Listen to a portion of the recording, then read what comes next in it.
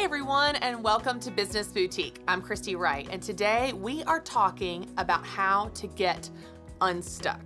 Now first, let me go ahead and ask you a question.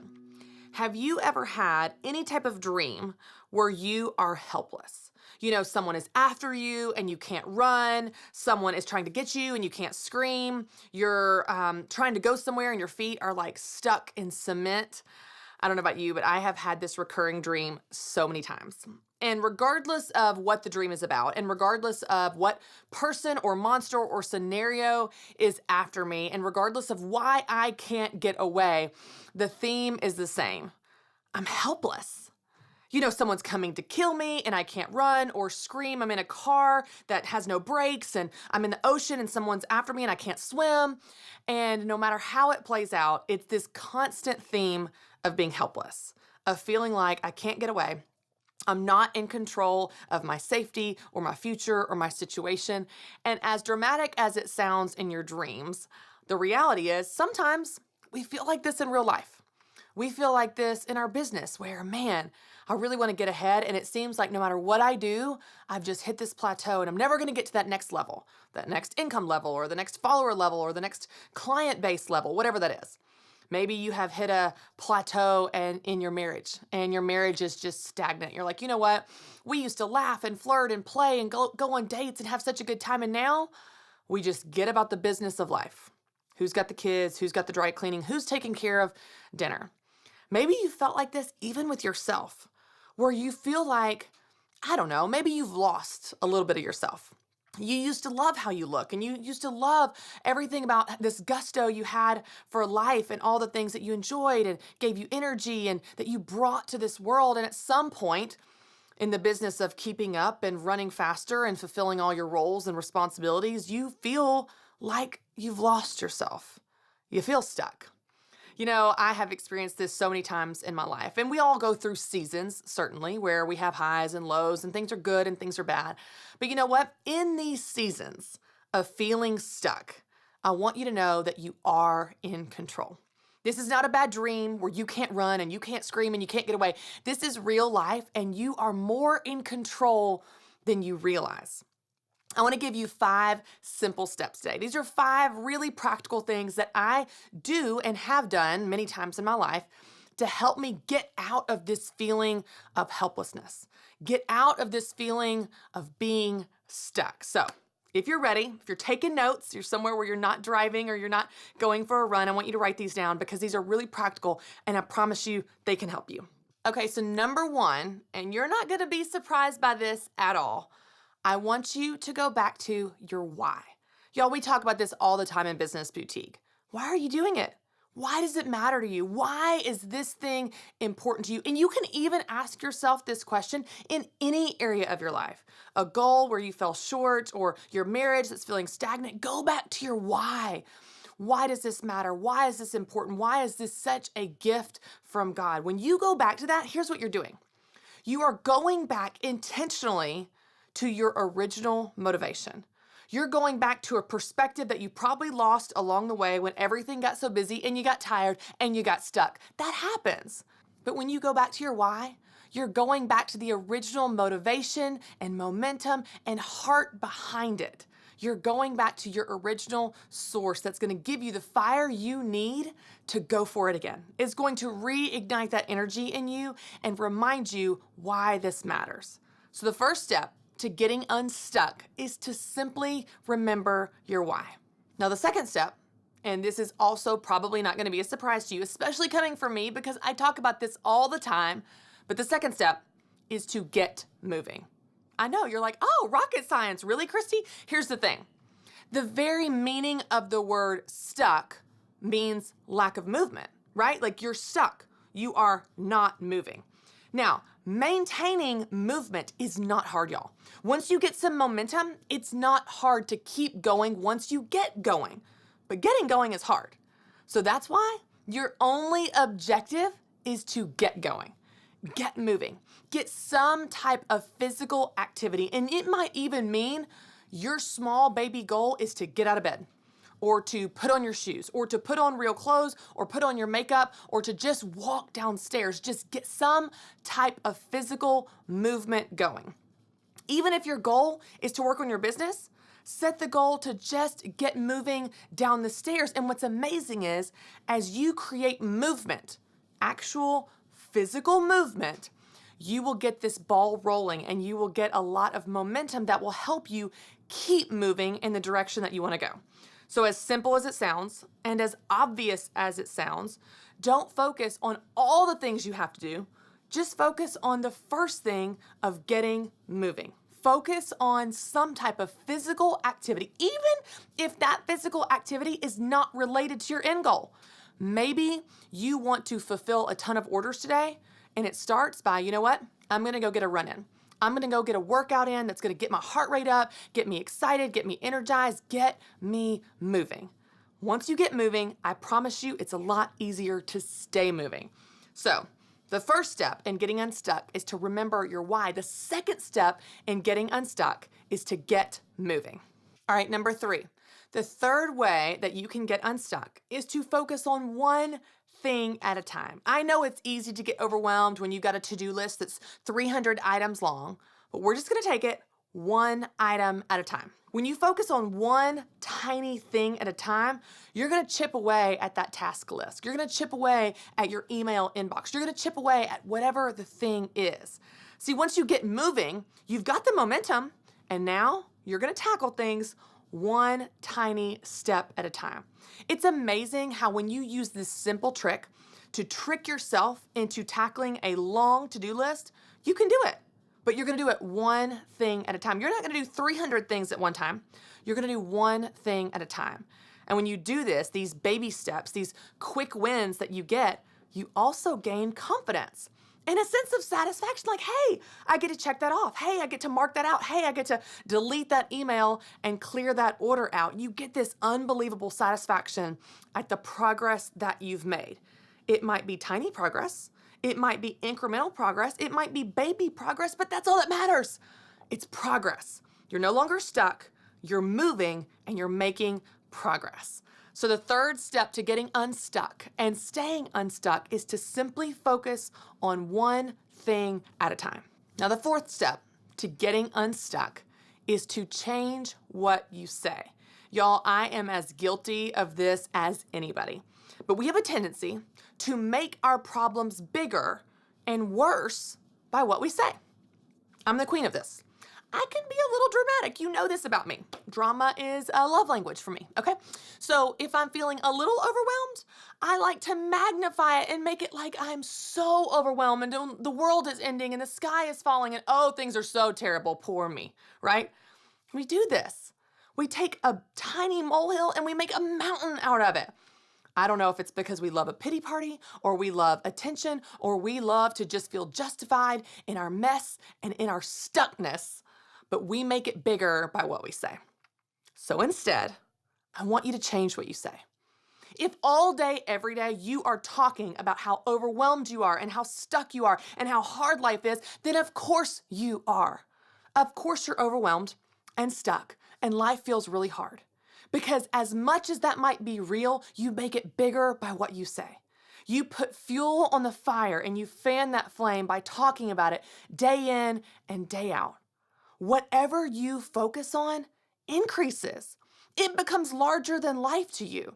And so if you are focusing on your overwhelm, if you're focusing on how stuck you feel, then you will feel even more stuck and even more overwhelmed.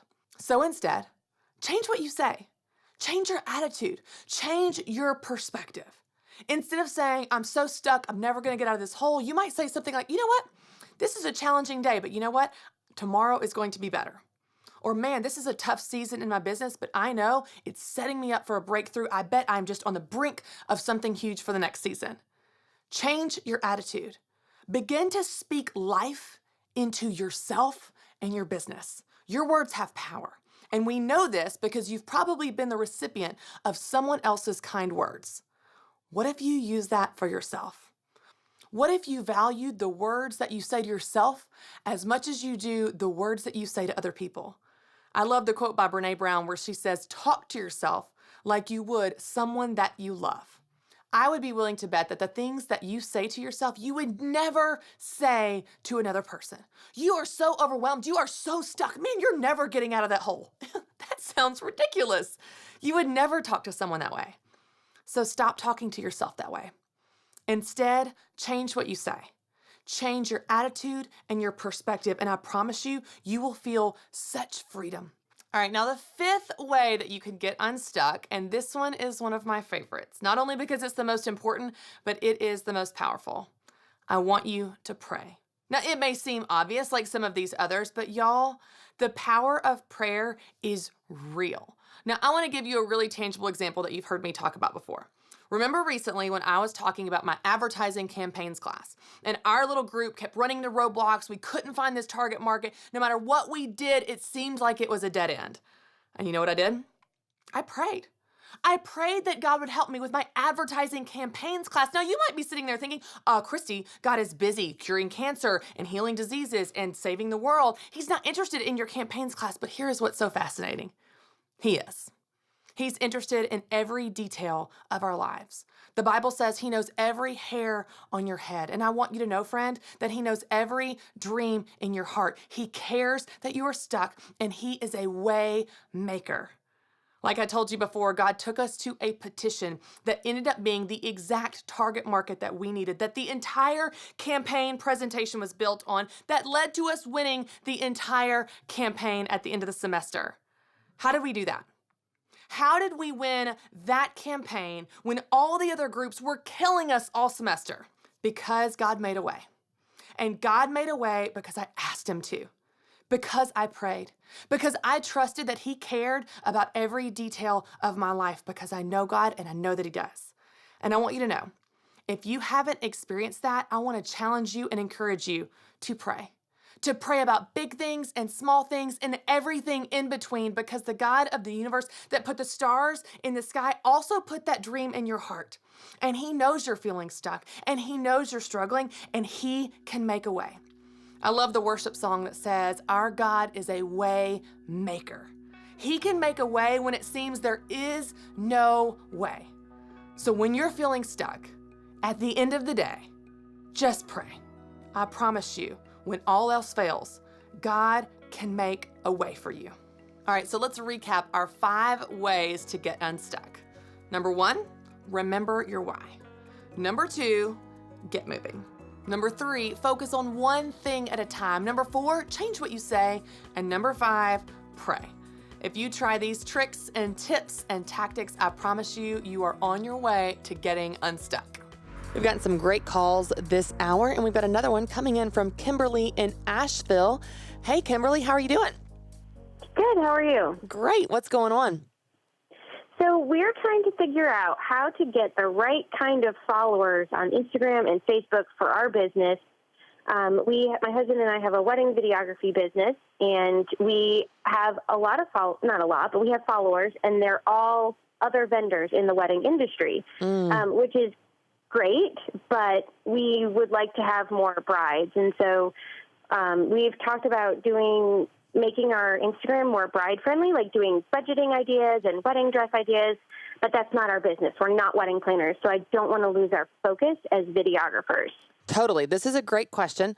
Tell me right now, what kind of content do y'all put out on social media for your account? Right now, we're putting out just clips from videos that we've shot, like 10-second clips from when we shoot a wedding and we do a full video. We just have been posting clips from that. Okay. So that's great. What that really is it's part entertainment because people can watch it, but it's also mostly marketing because it's highlighting what a good job you guys do, which is awesome. And we want to sprinkle that in. But the best thing that you can do in terms of your feed on social media, whether it's Instagram or Facebook or Twitter or whatever you do, is to post something of value to the people that you want to follow you. So if brides are following you, then you're going to post things that brides are interested in. Now, I get this question a lot of what type of content do I post? Because, you know, I have my core business, just like your question, which is videography. And that's that's the business I charge for. But what kind of content do I post around that? Well, here's the way that I describe it. If you were to imagine 2 circles that overlap, One circle would be, this is the, problem that you solve for your customers. So it's what what they're interested in. They're interested in weddings. They're interested in things that are all things wedding planning. And the other circle is your area of expertise. Okay. So in your case, it's videography. Now those overlap in the fact that you serve them in your core business through your expertise of videography and their interest in having a wedding video. However, I believe that there's probably a lot of other things that fall in that overlap that you can talk about that you don't currently do through your core business. So let me give you an example. I'm just going to make stuff up, Kimberly. Okay, this may not be you, but you could take it or leave it. How to look good in your wedding photo, angles, ways to look natural on camera, types of foundation that work good on camera and types that make you look shiny. How to style your hair in a way that looks really great on camera and why it looks frizzy like you've possibly been electrocuted, right? Like you probably know things that you can teach people that would be of value to them, also within your expertise, but doesn't compete with your core business of doing wedding videography. And when you do that, what's so interesting is you will draw brides to follow you for your knowledge, your expertise. You set yourself up as an expert in this space. And then when they're ready to book their wedding and they're ready to book a wedding videographer, 100% they're going to think of you. That's the first person that's going to come to mind because you've added value. So the reason people follow you is simply because they're interested in one question. What's in it for me? What can you do for me? Why should I stop my rapid thumb scrolling to focus on your post? Well, because you're going to add value to my life in some way. It's the way that Gary Vaynerchuk describes it, jab, jab, jab, right hook. A lot of business owners get it wrong where they just ask people, follow me, buy this, sign up, promotion, and so on. But what we need to do is give. We need to give value. And the analogy he uses is boxing. The jabs are gives, where you're giving value. You're teaching them something. You're answering a question. You're inspiring. You're educating them. You're giving them something. Jab, jab, jab. You're going to give 3 gives for every ask. And then the right hook is the ask. The right hook is the book me for your wedding. The right hook is the marketing promotional video of look how great we did last weekend. So I just want you to think about how you can give more to your followers and you'll begin to attract the right followers. It's almost like fishing.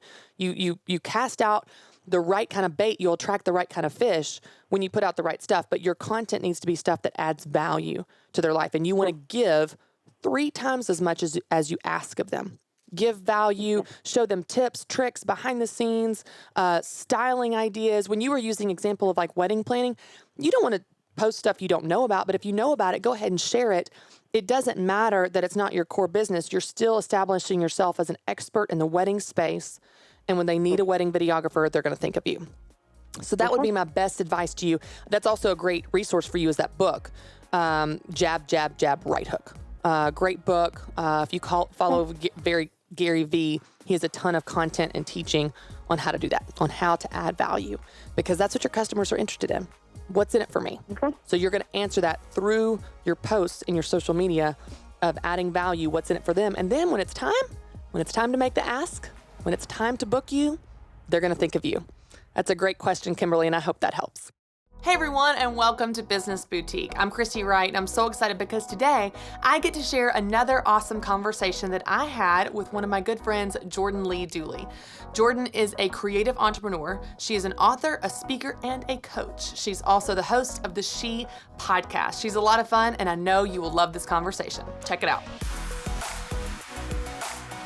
Hey y'all, I'm hanging out with my good friend, Jordan Lee Dooley. And Jordan, I was just on your show. I'm so glad you're here. Amazing. Thank you. It's so nice to be here in person. I know. Which makes it so much more fun. We were just talking about this. So you are in Indy, but you're down here all the time. So you're kind of a Nashville local, kind of one of family. I'm learning my spots. I'm learning my favorite coffee shop, my favorite juice spot. So yeah. Well, this is a treat. A lot of our interviews, we have to do them, remote. And so it's so fun to have you here in studio hanging out with us. And we are just such big fans of each other and our work. And so I'm so glad you're here. And I want to start by just introducing you to our audience. So tell us a little bit about your story and your business and what you do, because you really help people in a lot of different unique ways. So kind of talk about a little bit how you got started doing that. Sure, yeah. Well, it's a little multifaceted. Honestly, when I started, it was a complete accident. I don't know if you've ever been in those situations where you're like, I didn't expect this to happen. Accidental entrepreneur. We hear that a lot. Yes, absolutely. So when I was in college, the end of my college career, I was that girl that wanted to be, Dean's List and 4.0 student and all these things. And I started dating the man who's now my husband. husband,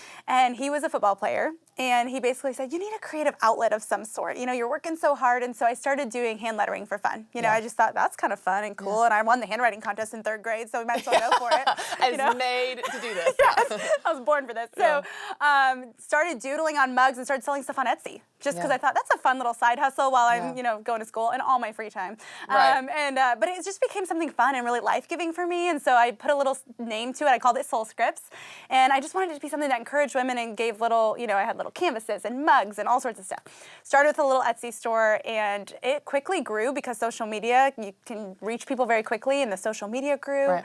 And so then I had friends start pitching in and helping me, and we would ship mugs from our sorority storage closet across the world. Oh my gosh. It was hilarious. Like right out of the dorm. That's crazy. Literally, I'd be answering customer service emails from biology class. You know, I'm like, what am I doing? And, I love it. So that was how everything started. And then what it's kind of evolved into was, you know, I had the little shop, and I'd have all these girlfriends from all different walks of life helping me. And we'd be packaging and talking till 2 in the morning and sharing stories and helping each other through heartbreak and doing life. And I realized this has really become like a safe place, you know? And so I started sharing the advice and the stories that we would talk about, you know, over packaging mugs and packing peanuts and all this stuff. And when I would share that on social media alongside the photos of what I was sharing and selling, I got such response to the writing, to the message, to the brand of, you know, the personal human connection. Right. And I realized, oh, this is more than just a little mug shop. Yeah. And things started to pick up steam online. I suddenly had an online community of following. I couldn't afford to keep running it because I'm like, I am a one-woman show basically, outside of having some of my roommates help me. So it evolved more into a lifestyle brand that really focused on, we put a slogan on it. You know, I was like, what is the safe place? And I realized this is a place that's kind of like, hey, your brokenness is welcome here. Your imperfections are welcome here. Like, this isn't a place for judgment. It's not a place for gossip. It's not a place for, you know, competing. Like, we're working together towards a common goal. Yeah. So that little experience that I had in that Etsy store, I then kind of shifted into becoming my entire brand. And that message we put on sweatshirts, and the retail shop grew from that, and it turned into a whole movement, which is insane. Yeah. So alongside the retail shop, it also turned into creating content to help women in those spaces. I'm like, man, what I found was talking with those girls, and then talking with all, you know, after college and all those years, started to see like what problems we were experiencing in that space are problems that young women are facing all over the world. Right. And so I thought, how can we use this internet phenomenon, you know, and the way we can reach people to really help girls who feel stuck in maybe an unhealthy relationship or on their dreams. I want to start an Etsy store. I don't know how to do that. So I started to really center my content around that brand slogan, your brokenness is welcome here. That was the retail, and then it also evolved into a lifestyle brand to really help women get unstuck. I love this, and there's so many takeaways, even from just that backstory. And I love to always kind of like pull these out for our listeners of what they can apply. First of all, I love that you started in college. Like, so many women, I think, and young women think, oh, I've got to wait till I graduate, and then I've got to wait till, you know, fill in the blank. I've got to do things in this certain order. And I love that you're like, no, you can start right now. And I tell college women all the time, I'm like, actually, go ahead and start right now, because your life will never be. It's actually the best, because you don't have a mortgage. Right. You don't have kids. Like, you don't have all these other things. It's like you're in class 12 hours a week. Like, come on, you know. Right, totally. So I love that. And then I also love that you really listen to your market, because people ask me all the time, like, how do I know what my next product idea should be, or the next evolution of my brand, or the next leg of my business? And I'm like, listen to your market. And what you did, you're putting mugs out, not even thinking that this is a lifestyle brand at all. And the market really responded, but you just didn't, you weren't like, huh, weird. Anyway, more mugs. Yeah. You're like, oh, let me lean into this. Let me pour fuel on this and really kind of press into that. And that became the thing that is now your business. Absolutely. And so I love that, because I tell people all the time, business is a conversation with the marketplace. And so a lot of people, you mentioned getting stuck, but a lot of people get stuck waiting for this thing to be perfect before they launch it. And I'm like, you need to know perfect doesn't exist, because a conversation is a two-way thing. So you need to put out your 1.0 version, your mug version, your crappy version, whatever, and the market will respond and say more of this, less of this, and they will inform your business as much as you do. And that's certainly true in your case, because as they responded, you responded, and they responded, and it's just grown from there. I love that. It really has. I mean, even just paying attention to, I one day online said, hey, your brokenness is welcome here. Again, I wasn't trying to turn that into like our brand slogan. I wasn't trying to turn it into a sweatshirt line that would go all over the world. And when that just got picked up, and so many people were like, I love that. Like, do you have that on a canvas? I'm like, no. Yes. But now yes, we will. I do right now. So after a while, I had just someone who was like a mentor in my life. She thought, I've done retail. Like, let's put them on some T-shirts. And I'm like, this is the most scrappy thing I've ever done. That's right. But okay. That's right. And we did, and immediately sold out. And we did it again, immediately sold out. And I was like, there's something here. And That's so right. we thought, how can we really, use this as a tool, not only to fund our business and everything and all the impact I want to make on the internet space, but also to reach outside of that. And then it's just evolved into so much more. So I love it too, because even that slogan, and we've experienced the same thing through Business Boutique, where you may say something or create something, or oh, this is the thing. They're gonna love it. Yeah. And it's not the thing. But something you said in passing that you didn't even think twice about, they really latch onto. For us, one of the things is do it scared. Like that's like this tribal language in Business Boutique. I'm doing it scared. Like Christy Wright says, I'm doing it scared. And I just said that, like, this is how you do hard things. You do it while you're scared. Right. But to them, it became something they clung to, and it's the same type of thing. So again, listening to your market and what they're responding to and what connects with them is going to inform what you should do more of or less of or so on. Now, you said something, Jordan, a minute ago about this idea of being stuck. And I want to camp here for a second because I know that you do a lot of teaching on this. You have such a heart for helping people get unstuck. And this is really interesting to me specifically because I hear this same theme in our women that listen to Business Boutique, that come to the events, that I meet through, coaching sessions or online Facebook Lives. It's like, I feel stuck. I feel stuck in my business. I feel stuck in the stage. I feel stuck in fill in the blank. And so let's just talk about this. First of all, why is that something that you feel passionate to talk about and help people with? Well, I think, multiple reasons, but I think whether it's business or making the next move when it comes to making a decision on a place to live, for example, what I found is most of my market is women in transitional seasons of life. Okay. So they're generally women in their 20s and early 30s where I'm transitioning out of college and into the workforce, or into starting a business, or to being a mom, or to being a new wife, right? So all these things, or all my friends are being new wives, and I'm over here like, I'm in the 27 dresses, right? So I'm like all of the things. But what I found was a lot of women in transitional seasons of life, or in a growth season, trying to grow a business, trying to grow a family, and feeling stuck. I think what I found is this applies outside of just business. Right. It applies in any journey and any goal we're going after, any growth we want to experience. And so I found that maybe if we speak into that and use that language of, I feel stuck, that's going to serve our market better, because then being able to give them tools and little pieces. I think sometimes we think getting unstuck means we have to climb the mountain today. And it's more like, how can we actually equip you with the very small, daily, practical steps that it takes to maybe not get unstuck today, but maybe just go, well, I made a little bit of forward progress, right? And so that has become a big passion of mine as a result, because I realize at the root of every issue that seems to, again, it's a lifestyle brand, so there's so many different types of questions that I get. And the core, if I had to boil it down, it's like, I feel stuck. And so that was really what started to inform, how can we really work that language into what we're doing, and then provide people with the little tools and the little steps it takes so that it doesn't feel intimidating. Right. Because getting unstuck feels intimidating when you feel like you're at rock bottom or like you can't move. So that's kind of the heart behind it. And, just the small daily things is, I think, such a big passion of mine, because I think we hear big movements, massive action, and that's inspiring and all, but I don't know how effective it really is. Right. I tell people all the time, the impressive things in life start as unimpressive things. It starts as getting out of the bed, making your bed, or doing a Google search for your business. Like, it's very small daily steps, like you're talking about, that add up to being the big mountain that you look back, you're like, oh my gosh, I just climbed that. But it wasn't because overnight you climbed it. Right. And let's talk about even the word, even as you say that, I'm like stuck, like, even the word is very visceral. It's not like I'm stopped. You stop at a red light, but then you start going when it turns green. When you're stuck, like, you're in the mud, like you don't see a way out. And so that's a very emotionally charged word. And I think even as we say those words, it almost reinforces the feeling. The feeling even gets bigger, like than it is, So, okay, let's talk about you. When have you felt stuck? Like, what are some seasons of your life where you're like, oh my gosh, I get it because I've been there? Yeah. Well, so many different things. For example, Same. Like, how long do we have here? we can sit here a while. So I will say, for example, at least with my husband and I, from not a business perspective, just a life perspective. He was playing professional football, and we were kind of riding that wave and chasing that dream. And he would have a workout, and then it didn't go well, and then he got signed, and we thought, woo, we made it, and then he got cut. We're like, that is an emotional roller coaster oh my world. gosh, Like, I felt like I was stuck in a never-ending, perpetual season of uncertainty. Yeah, totally. So I felt like, when is this going to end? When are we going to know where we're going to land? When are we going to know where we're going to live? We moved 5 different times in our first year. Well, we moved into our first place, and then we moved several times after that. So being married in your first year, moving that many times and trying to figure it out, oh my gosh. So I just felt like stuck in this perpetual season of uncertainty. Yeah. And then more when it comes to business, I am multi-passionate. So I have, everything I do is rooted in faith. It's rooted in what I believe. And I've really believe that's been like a driving factor of everything I've gotten to do.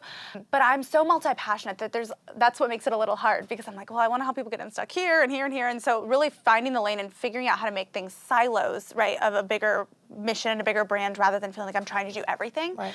There's been times where I'm like, I know I need to make a pivot, or I know I need to make a rebrid, or it's time to grow beyond this season.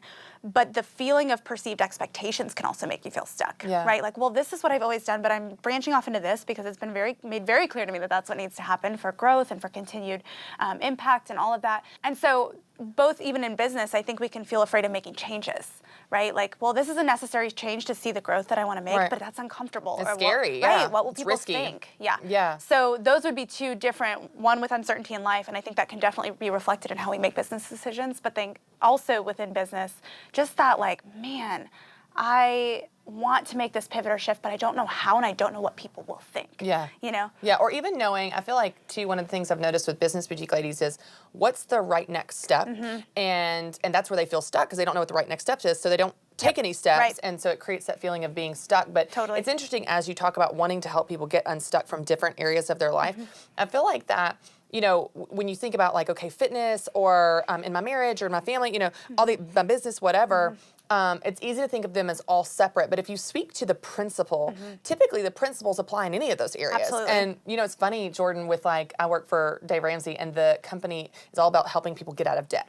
So that's really the mission, helping people become debt free and so on. But here's what happens all the time. People get out of debt and lose a ton of weight, and it becomes this positive snowball versus a negative snowball. And so when you teach people principles that get them unstuck, they do get unstuck in their business, in their health, in their marriage, and so on. So I love how it becomes this perpetual cycle in a positive way. So if you're speaking to someone right now that is feeling that stuckness anywhere, they're just feeling stuck, and they don't know what the right next step is to take. How do you help them sort through their options, or take a step, or like how do you help advise someone about that right next step, especially maybe if you don't know all the details, what is just the principle of getting unstuck? Yeah.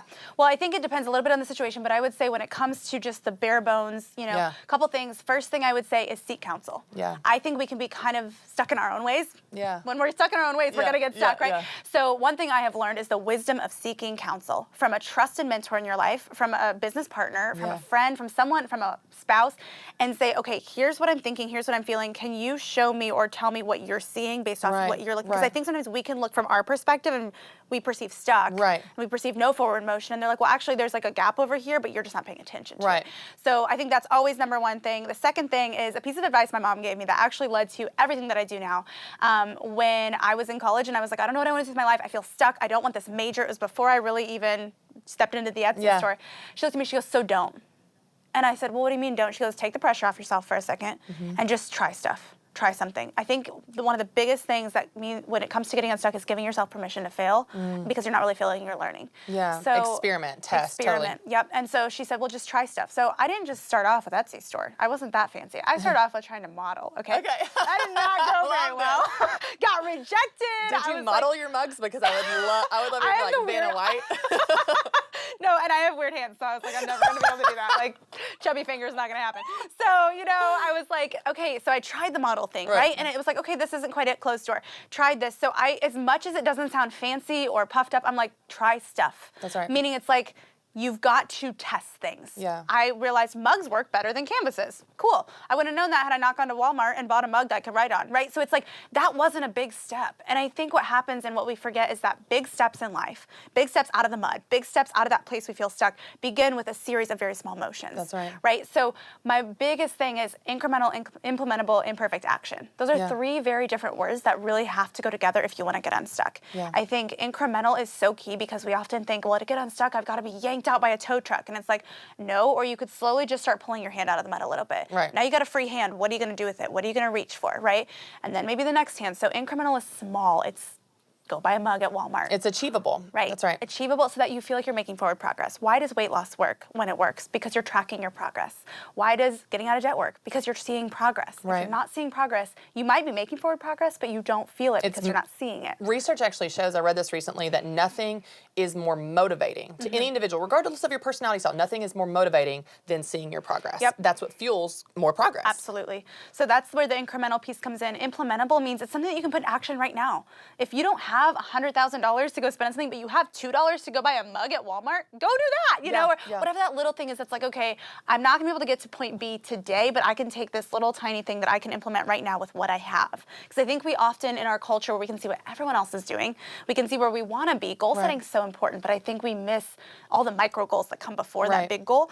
So the implementable piece and then the imperfect action again. So it's like give yourself grace, take the pressure off yourself, experiment, something that is small and that you can implement right away. And I think that principle in and of itself, along with seeking counsel, is game changing. And it really does allow you to not feel that pressure of, I got to figure this out. And if I don't, I'm stuck. What I love that your mom said too, of like the picture you painted for her when you were feeling that anxiety, which creates this whole idea of stuckness, is I have two options I don't like, or one option I don't like. And the fewer options you have, the more stuck you feel, right? So I love this idea that she was like, so don't, or experiment and try a lot of things. So I would just add, the more options you can create for yourself, the less stuck that you feel, because you realize, oh my gosh, I don't just have this one option that I don't like or two options that I don't like. I have like 50 options. And it's amazing when, like in your example of seeking counsel, other people can sometimes provide that perspective of, those aren't your only two options. You have these other options.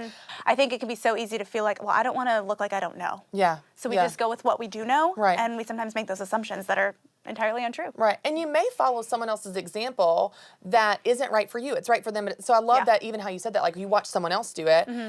This is a silly example, but this even applies to your life. So it doesn't just have to be business things. So like we're in a season right now of transition. I think everybody probably is, but where our friends are kind of upgrading their houses. So it's like we've outgrown the starter home and we've got kids. It's like, okay, we're all kind of like moving to Williamson County for better schools and all these things. And so my husband and I, we had saved up some money to upgrade our house, right? Like something with like a bigger garage or granite counters. Like ours is an older house in '83. And so we're like, yeah, we can do something newer and nicer. And so we searched for probably like 6 months for a newer, nicer house. And there were so many, but it didn't feel right. Like something just didn't feel right. And then through this crazy God story that I will tell another day, in April, God led us to this tiny, adorable lake house in Alabama. And we realized we weren't supposed to buy a bigger, newer house. We were going to buy a lake house. And that's different and weird. And it sounds so bougie. I realize that, like, oh, our second home. But it's like, what we spent on these two houses is less than what we were prepared to upgrade. You just do it differently. You think about the money differently. You think about the next step in your marriage differently. You think about the next decision for your career or your business differently. It doesn't have to look like climbing the corporate ladder or growing your team members if you don't want to lead people. There's so many different ways that you can look at your life and say, what's right for me? And then when you look at all those options, you feel unstuck. So I love that example. What are some of the things that you think we struggle with that keep us stuck? Like, what are some of those temptations to stay stuck? What are some of those voices in our head that we have to fight against to even start to pull our hand out of the mud? You know, like what are some of those things that kind of draw us to staying stuck? I think one of the biggest things is expectations and instant gratification. So everything is so fast nowadays, right? I think this principle applies even when it hasn't been in the digital age, but I feel like what I've observed is we're so much more impatient. Sometimes we have to be stuck in the mud for a little while. There's a refining that happens there. That's good. And I think we fail to remember that because we just want the comfort, we want the progress, we want the forward motion. And everywhere you look, everyone is telling you, go after your dreams, go after your goals. And like, yes, please do, sister. But I also think there's an element of like, well, what can I learn in this season maybe first? Maybe I needed to hit a roadblock for a minute. So I think even just the mentality shift of, I could see this as a burden, or I could see it as a blessing, and blessings will propel us forward, and burdens will hold us back. Right? And so first, even just being willing to sit there for a second and just observe and think, why am I here? Wait a second, why am I here? What, if I look back at the patterns in my life, if I look back at the decisions I made, what actually got me here? And then now what am I learning in this season so that the next time I don't do this way, right? Otherwise, you're gonna get stuck again, right? So I think that's one of the biggest things. And instant gratification, the temptation to just wallow. I think we stay stuck when if all we're saying is I'm stuck, we're gonna stay stuck. Right? But we do that. We complain, we wallow, we get stuck, and then we just keep talking about it. We keep giving it power. That's right. You know, and it's like, well, that's pointless. Or you could say, I'm at a roadblock right now, but I'm not going to stay here. That's right. You know, so I think even You it's just speak it into being. Yeah, it's just the mentality shift. And then it's also asking for help. Yeah. I think our pride gets in the way. So we want to see an instant change. If we don't, we wallow, we get stuck, and we just continue to make that our identity, our entire... We're victims. Yeah, 100%. And then the second thing would be, how can I ask for help? And how is my pride maybe getting in the way? Because I don't want to be seen like I don't know. Yeah. I don't want to be seen like a failure. I don't want to be seen starting small again. I don't want to be seen starting over, right? So it's that, you know what, I'm just going to figure this out by myself. And while that can be good, that's why I say seeking counsel and that imperfect action, and really the willingness to learn where it is, where we are, and be patient in that. Yeah. I think perseverance is a lost art in so many ways in our culture, you know, whether it's in business or in fitness or in family or in really in anything, because everything is so quick. Yeah. So it's like that's all feeding this monster that makes it so much harder for us to like persevere and like trudge through the mud even when it burns and just keep moving, you know? Yeah. So I don't know, that's the best thing I can say in that. I love it. It's funny as you say that about perseverance, because I'm so big on perseverance, like persistence, and just like knock the door down, don't give up, you know. And someone asked me in a coaching session just this week, she said, which is more important to long-term success, experience or passion? And I said, neither. It's perseverance. I said, you just have to stick with it. Like it's more about that determines your success for the long haul. When things are hard, when things are easy, and all the weird moments in between, that you just stick with it. And that kind of marries both of them, right? Yeah. So the more that you persevere, the more experience you get, and the willingness to persevere comes from a passion inside of totally. you. So it's like you kind of have to have both of them, and that blends that perfect perseverance blend. There's such a value to that I think a lot of people miss, because they do want that overnight success. And even as you were talking about the value of kind of staying stuck and learning from the season that you're in, a question I get a lot of times, Jordan, is like, well, I only have 200 Instagram followers. I don't have 200,000 like so-and-so. I'm like, well, are you taking care of them? Like, are you taking care of your 200? Because there's such a lesson in being faithful where you are and being faithful in the small things. What I tell people all the time is, for all the big stages that I've spoken on, I have spoken at Kentucky County Libraries and high school reunions and events where 2 people showed up and both fell asleep. Like, I have paid my dues. I have paid my dues. But God could never trust me with these big stages if I wasn't faithful on the little stages. And so being faithful where you are, being faithful with your 200 Instagram followers, there's such a lesson. Something's happening in you as much as it's happening in the business and in the marketplace. Now, one of the things you talk about on your website, and I think this is a really cool visual, you talk about the value and importance of taking a step of faith before the ground beneath your foot appears. And I even love that visual, because I'm just such a faith-focused person. I love in igniting faith in people and taking that leap of faith. But how do we do that in a practical way? And how do we balance that with wisdom? Where we're not just like flying off the cliff going, I hope someone catches me. Like, let's kind of talk about that like in a tactical way. Well, I would say taking a step before you fully know what's ahead of you. It's simple, right? It's a simple motion. We all know how to take a step forward, right? It's simple in that regard if you're looking at it purely as walking, right? If we're using that visual, but it's difficult. So it's a difficult, simple step, which is kind of ironic, right? But I think, when you're asking and when we're thinking about like, well, how can I do that practically? I think it ultimately comes back to, am I doing this informed by other things? So we can't always know what's ahead of us, but we can look back and look at our patterns before. We can look back and say, okay, what have I learned in the past? I was recently at a business mastermind, and this guy was teaching on just like understanding your market. But I think it can also be understanding yourself, because basically what he said was people don't always know what they want. They don't always know what they'll do in the future, but most of the time what can happen in the future can be checked by looking back, right? So I think to do it wisely, I think we still have to have a little bit of a gut and go, okay, I'm gonna go for it, and it might hurt, right? But I think to do it with wisdom and to do it well is, how can I look back at what I have learned so that I can make an informed decision? There's a difference between just taking a step of faith willy-nilly, throwing spaghetti at the wall and hoping it sticks, right? And then there's a completely different thing to say, okay, I'm gonna make an informed decision here. I'm gonna, like we said, ask more than assume. So if we're just taking a step because we're assuming this is what we're supposed to do, rather than saying, hey God, is this what I'm really supposed to do? And then can you have confirmed that through others? Or I'm gonna ask these people who've gone before me and see what they have to say about that, and maybe they can offer a little adjustment, a little guidance, so that maybe my step was gonna be this direction, but I'm gonna just shift it a little bit, but it's still forward, right? So I think looking back at previous behavior and also seeking that wisdom and looking and being willing to be a constant student. That's how we do it wise. And again, that's where our pride gets in the way, because we want to figure it out. We don't want to look like we don't know. But the willingness to be a constant student, I think, really is what gives us that, okay, I can be courageous and wise. Because those things must go together. So my little gumption to go, and then having those kind of comrades around me to inform and advise really can help me take the best step in the right direction. Yeah. And if it doesn't work and I step in mud, I'll step in the next direction That's a different right. way. You know, That's right. you kind of gotta be willing to learn from a little failure too. Yeah, I love that. I spoke at some events about a year and a half ago, and I kept hearing this theme, and the people, it was the nature of the audience. It was very much a Christian church women type of conference, and I just kept hearing people come up and they say things like, yeah, I want to do something. I'm just waiting for God to show me. Yeah, I'm just waiting. I've been waiting 15 years. I'm like, okay, like let's get moving. Let's take some steps, any kind of steps, because God can turn a moving car and correct you if it's a little bit off, but like He can't turn a stalled car. Yeah. So like let's get the car rolling. I love that visual of just like taking some imperfect action and then you'll adjust as you go, but you won't learn unless you start going to discover what that thing is and figure out what that next step is. So I love that. Informed imperfect action, not just perfect action, right? Not it's informed. It doesn't mean that it's foolproof, Right. Right? But Right. it's like, but those adjustments will be made, and they can be, right? And I love the idea of even looking into yourself, of what you know about yourself. You know, there's a lot of business articles and personal development articles about you have to do things this way. And it's this balance, just like you're saying, of faith and being wise. There's this balance of best practices that you want to learn from, of like, if this is how other people win, I want to learn from that. Yeah. And also knowing yourself. So Right. it's like, if everyone in the world is a morning person, great.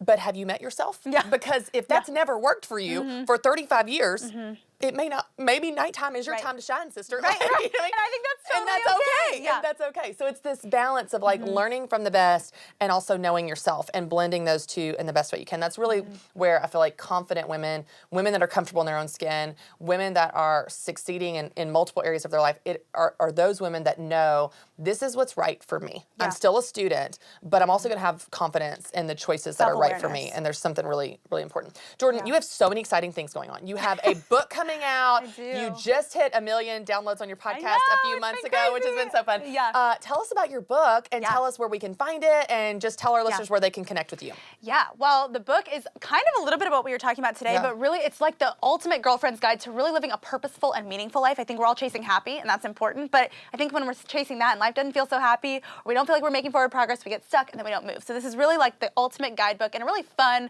way. I feel like we're sitting there eating pizza the whole time, and really giving you some really practical tools to get out of those mindsets that we get stuck in. Things like the need for instant gratification, distraction, comparison, these things that really hold us back from just showing up for what we're made to do, where we are, even if you're in your pajamas, you know? Yeah. So it's really meant to take that approach and just help you really show up and own your everyday, your daily life, rather than looking at her every day or feeling like your everyday isn't good enough or your ordinary isn't good enough, right? And just showing up really where you are in a way that's fun, in a way that makes life really awesome. So that's really what the book is about. That comes out in May, which is Awesome. crazy. So Yeah. we're really close. And then you can find me on social media, Jordan Lee Dooley, and that'll lead to the podcast called The She Podcast and all the other things that we've got available, all the resources and all that stuff. All the fun things. Yeah. Jordan, you are such a light in this space, and I love your heart for women, and I love your Thank you. story of just persistence and figuring out, and like you said, imperfect action, but gosh, what an example you are to give other women permission to take that imperfect action from your example. So thanks for being here. Thanks Yeah, for taking thanks some for time. having me. Hey everyone, and welcome to Business Boutique. I'm Christy Wright, and today I have some encouragement for you. You know, one of the things that I've noticed in working with women at all ages and stages of business is that we have a lot of different ideas about what success looks like.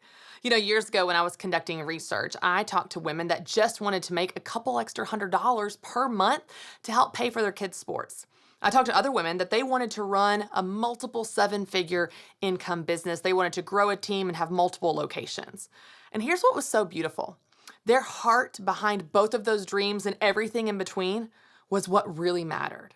See, I'm not interested in your numbers. I'm not interested in your top line, bottom line. I'm not interested in how many team members, more than I care about that you are happy and feeling successful in your dreams. Because if your dream is just to make a little bit of extra money for Disney or soccer, that's awesome. That's valid and it's worthy, and you can chase that dream. That can be your version of success. And if your dream is much bigger, you want to have a 7-figure business, you want to have multiple locations, you want to be a national brand, a national chain, that's awesome. You should do that. That dream is valid and worthy and important. Both of those dreams are important because they're yours. So I don't care where you fall on the spectrum. I don't care that you chase someone else's version of success or how some business magazine says that you measure success. I want you to be happy. I want you to make money doing what you love. Now, of course, you need to be profitable. Of course, you need to be wise. Of course, you need to be smart. And that's what we're all about here in Business Boutique, helping you do all of those things. I want to help you make more money and work less and have more flexibility and have more freedom. I want you to be able to achieve your goals. But I don't want you to have a massive business that's making millions and you're miserable because it's never what you wanted to do. And that was never your dream. That was some pressure that someone else put on you or some other finish line that someone else told you to chase. Instead, I want you to chase your version of success. But I got to tell you, you can't chase it unless you know what that is. So I want to give you a challenge. What is your version of success? Write it down. This could be just your version of success today, and that's fine. I'll tell you what I noticed in my research. As women achieved their version of success, as they achieved their goals and their finish lines, and they fulfilled their dreams and made them a reality, here's what happened. They got bigger. Those dreams got bigger. Those goals got bigger. The finish line moved, and they dreamed of bigger things and more success and more impact and more money and more people. But as their confidence grew, that's when their dream grew. So where are you today? What is your version of success today? I want you to write it down. I want you to know that it is important and valid and worthy today. And you have every right. In fact, you have the responsibility to chase your version of success. All right, our next caller is from San Antonio, Texas. We've got Jackie on the line. Hey, Jackie, how's it going? Hi, Christy. I'm doing good. Thank you. Thanks for taking my call, too. My question is, I'm listening to you, and you're talking about when your profit exceeds your expenses, it's not a hobby anymore. So I feel that I am there, but I'm looking for the next step to set up the business. How do I decide? I see the LLC or sole proprietor. Somebody told me I need to have a DBA. And my concern only major about all those is, what is my easiest way to set up my tax? How do I pay my tax, the papers? How to do it overwhelms me a little bit. So what is, how can you clarify that to me? Yes, for sure. What do I do next? For sure. Can you tell me what your business is? I actually do smaller sculptures for the sewing room to make, for putting in the pin cushions is really little sculptures for pins, and you can put on pin cushions. Okay. For sewing, for anybody who does sewing, is a decoration pretty much. Sure. Okay, great. Well, the reason I asked is because you are not in a high liability business. What that means is there's not a lot of risk in your business. You're not teaching swim lessons. You're not teaching horseback riding with unpredictable horses. You're not in a high liability business where there's a high chance of someone suing you because of you've done something wrong in your business. So the great news is you can operate as a sole proprietor. You would set up a checking account just like you described, doing business as, and you can do all this through your local bank for free. It's super easy to do. You can get a business license if you want to be super official through your county clerk. It's like $8. But here's the biggest thing I want to tell you about when it comes to taxes and paperwork. Because it's something that is unknown to us, it feels very big and very scary. We feel like that running a business is probably 90% taxes and paperwork and all business licenses. But any business owner will tell you it's about 5% of your life in reality, maybe 10%. The majority of the time, you're serving your customers and fulfilling orders and running your actual business day to day. So you do need to get set up properly.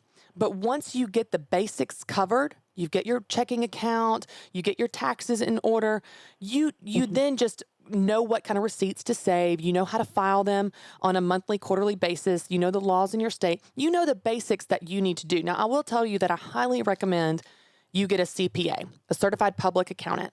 Oftentimes, they will, 99% of the time, they will save you more than they cost you.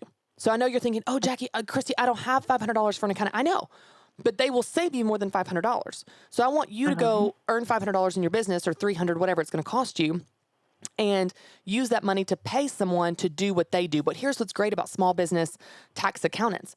They also know about the business laws in your state. So they can walk you through getting set up as a sole proprietor. They can walk you through getting your business license. They can help you with so many of those things that are just kind of a pain to set up. But once you get them set up, you don't have to think about them.